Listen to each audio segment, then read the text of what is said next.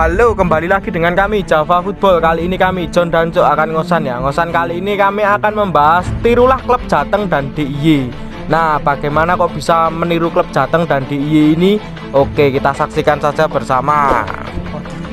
Supporter klub Jateng dan DIY ini bisa dibilang pelopor ya, ataupun sering sekali mereka ini tim-tim ini itu tidak tergoda label mewah ataupun para pemain-pemain bintang.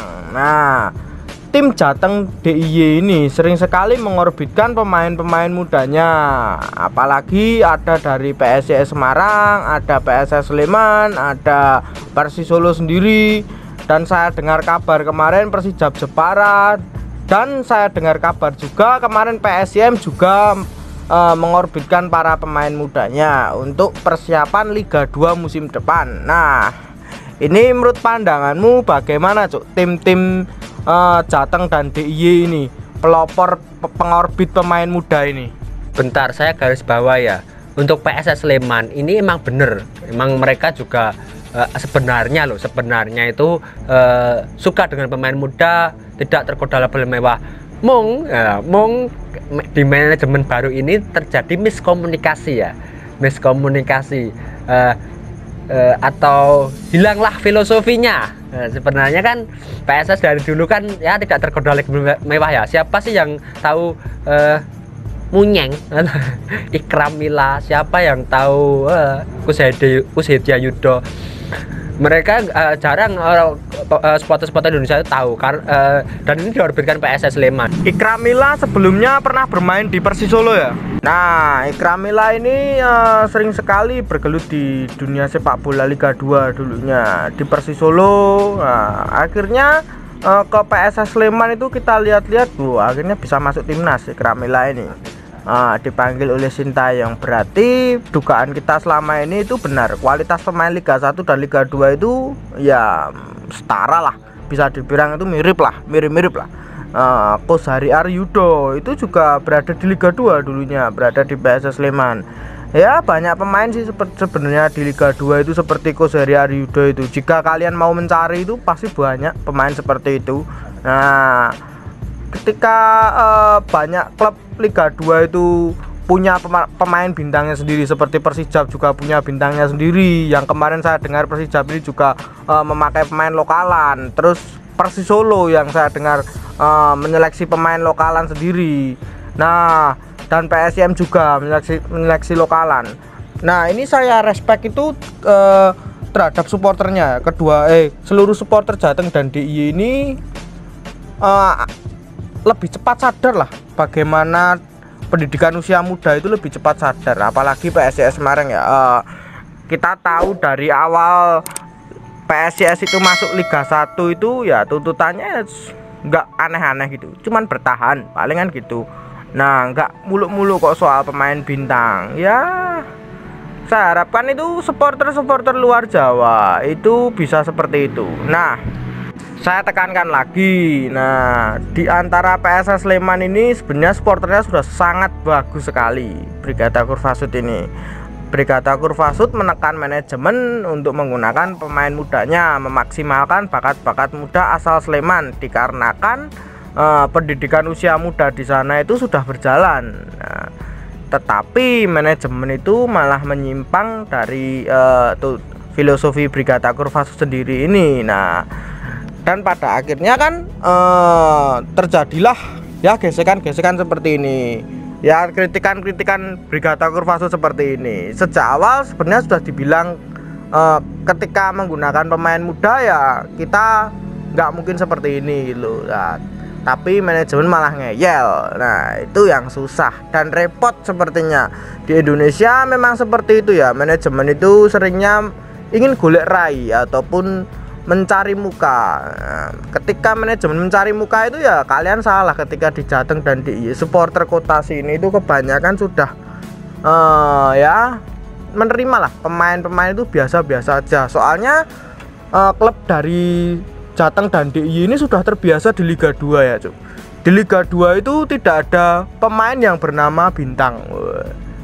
nggak ada pemain bintang Liga 2, semuanya sama. Ini menurut pendapatmu gimana, Cuk? Ya, di Liga 2 itu nggak ada pemain label timnas atau pemain centang biru. Nggak seperti yang ya klub-klub Liga 1 yang besar-besar itu. Karena memang ya benar seperti John katakan, terbiasa di Liga 2 melihat pemain itu dari kualitas. Karena memang tidak ada nama besar di situ. Beda dengan klub-klub Liga 1 besar itu kan melihat pemain kadang-kadang dengan nama. Oh, gede ini siapa ki pemainnya? Oh, pernah mlebu timnas ora?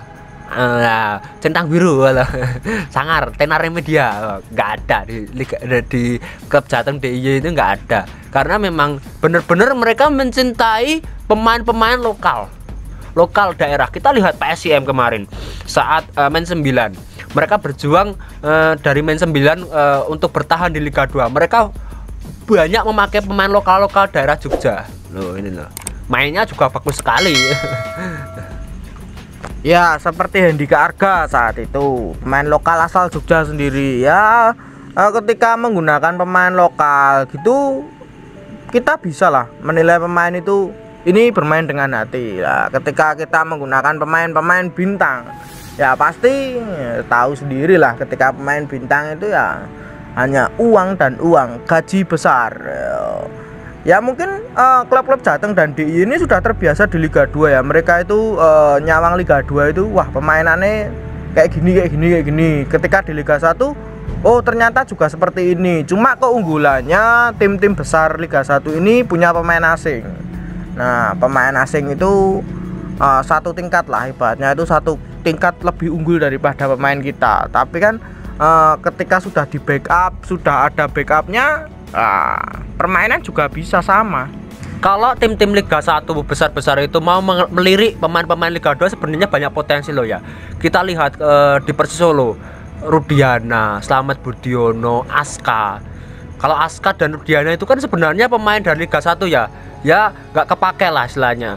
Yang Aska itu dulu dari pas di Persis Solo itu mantan pemain Bali United, dan Rudiana mantan pemain Persib. Mereka nggak dipakai di Liga 1. Dan di Liga 2 ngawur-ngawur main ini. Tapi masalahnya scouting klub-klub Liga 1 itu kurang peka ya. Nggak melihat dari skill, tapi kadang melihat dari tenar dan nama besar. Ini masalah. Ya betul, seperti Ikramila juga, seperti Kozeri Aryudo, nggak hanya tadi yang disebutkan Cok itu.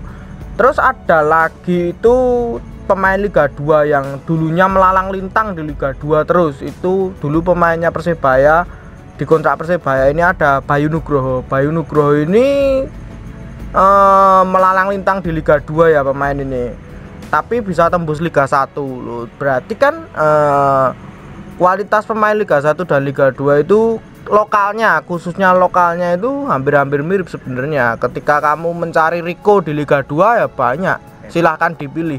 Ketika kamu mencari Febri Haryadi di Liga 2 ya banyak, silahkan dipilih. Itu tinggal dipoles sedikit aja sudah jadi pemain tersebut. Penyesuaian aja sih sebenarnya. Ya mungkin karena Rico itu sudah terlalu lama di Persija, ya mungkin bisa menyesuaikan.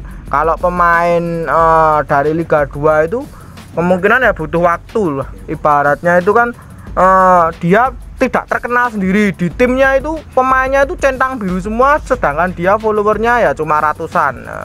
Lah itu kan membuat pemain tersebut itu ya sepertinya minder lah pemain bintang tersebut. Tapi kalau pemain bintang yang merasa bintang itu bisa memberi motivasi, semangat gitu, ya mungkin pemain tersebut cepat berkembang dan cepat beradaptasi.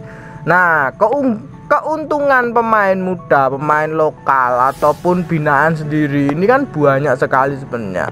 Nggak hanya soal finansial tim itu, tapi juga nantinya itu membentuk tim ini lebih ngau-ngau lah, mainnya itu lebih ngotot dan ya ora leda-lede ketika, apalagi kan supporter Indonesia itu ke daerahnya sangat kuat sekali ya. Dan pemain juga seperti itu sepertinya. Ketika membela klub daerah juga sangat ngau-ngau sepertinya. Yang bukti nyata lah, bukti paling nyata dari pemain Liga 2 itu Harinur Yulianto. Ini pemain PSIS Cilacap.